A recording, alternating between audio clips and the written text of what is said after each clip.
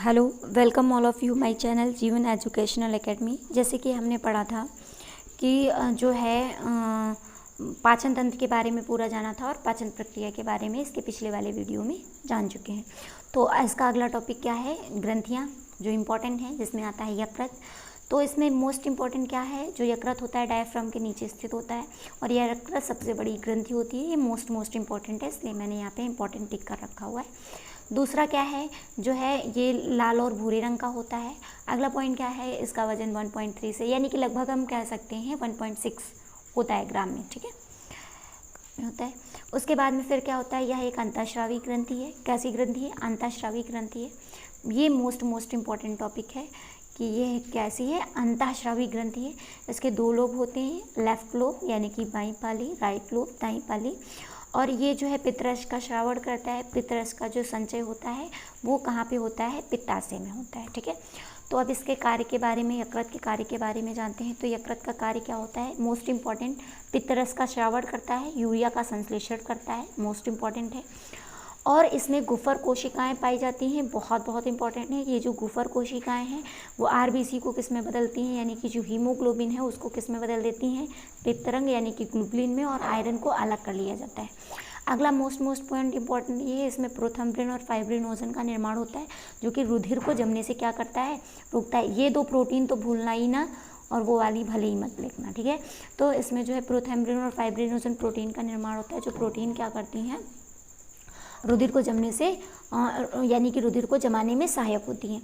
दूसरा एक और प्रोटीन निर्मित होता है यकृत के द्वारा, यानी कि सिक्रीजन होता है, और वो प्रोटीन कौन सा होता है? हिपैरिन। जो हिपैरिन कार्य क्या करता है कि रुधिर यकृत कोशिकाओं में हिपैरिन कार्य क्या करता है कि रुधिर वाहिनियों में यकृत द्वारा हिपैरिन निकलता है, जो कि रुधिर वाहिनियों में रुधिर को जमने से रोकता है।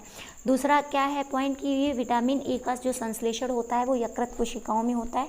विटामिन ए को हम लोग सीधे यानी कि नहीं लेते हैं, बल्कि उसको कैरोटीन के फॉर्म में लेते हैं। खास करके गाजर में जो होता है बीटा कैरोटीन होता है, तो उस कैरोटीन वर्ण को किस में बदल दिया जाता है? विटामिन ए में बदल दिया जाता है। किसके द्वारा? यकृत के द्वारा। तो यकृत जो है विटामिन ए का संश्लेषण करता है, जीवाणुओं का भक्षण करता है। दूसरा क्या है? मोस्ट इंपॉर्टेंट पॉइंट ये है कि ग्लूकोज को ग्लाइकोजन के रूप में संचित करता है। तो ग्लूकोज को ग्लाइकोजन के रूप में संचित कौन करता है? यकृत करता है।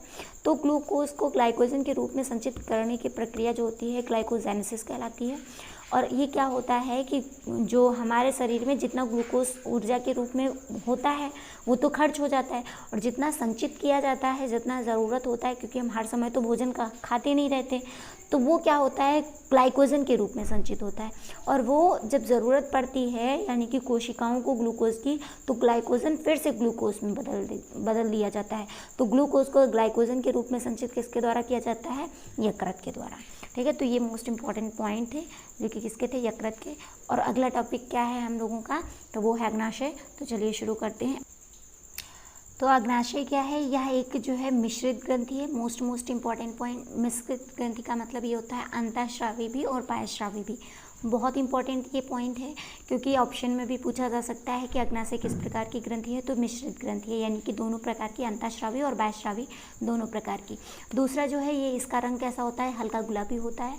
तीसरा पॉइंट, ये मोस्ट इंपॉर्टेंट पॉइंट है, इसमें 10% जो कोशिकाएं होती हैं वो लैंगरहैंस की द्वीपिकाएं होती हैं, और ये द्वीपिकाएं क्या करती हैं? इंसुलिन और ग्लूकेगॉन का स्रावण करती हैं।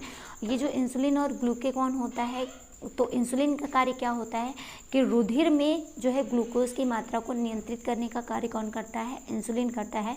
और इस इंसुलिन की कमी से ही क्या हो जाता है? मनुष्य के शरीर में मधुमेह रोग हो जाता है। इंसुलिन की कमी से कौन सा रोग हो जाता है? मधुमेह रोग हो जाता है। किसकी कमी से? मधुमेह रोग इंसुलिन की कमी से हो जाता है। तो ये मोस्ट इंपॉर्टेंट पॉइंट है। और दूसरा पॉइंट ये है कि इसमें कौन सी द्वीपिकाएँ पाई जाती हैं? लैंगरहैंस की द्वीपिकाएँ पाई जाती हैं। कितनी होती हैं? 10%, जो कि इसका श्रावण करती हैं इंसुलिन और ग्लूकेगॉन का। दूसरी चीज़ यहाँ पे ये थी, जैसे कि हमने देखा था कि पित्तरस का श्रावण जो होता है यकृत में होता है, उसका संचय कहाँ पे होता है? पित्ताशय में। पित्ताशय से जो पित्तरस होता है पित्त वाहिनी के द्वारा निकल करके कहाँ पे आता है? ग्रहणी में। और ग्रहणी में जो होता है इसका कार्य जो होता है पाचक एंजाइम के रूप में मिल करके पाचन की क्रिया। तो ये थे फिलहाल या अग्नाशय के बारे में। तो चलिए इसको यहीं पे शुरू करते हैं। अब अगला टॉपिक देखते हैं क्या डिसाइड होता है। अगर आप लोग बताएंगे तो उस पर रखेंगे, नहीं तो फिर अपने अकॉर्डिंग से जो सही होगा, जो मोस्ट इम्पॉर्टेंट होगा आप लोगों के लिए, वो रखा जाएगा। तब तक के लिए धन्यवाद। चलिए।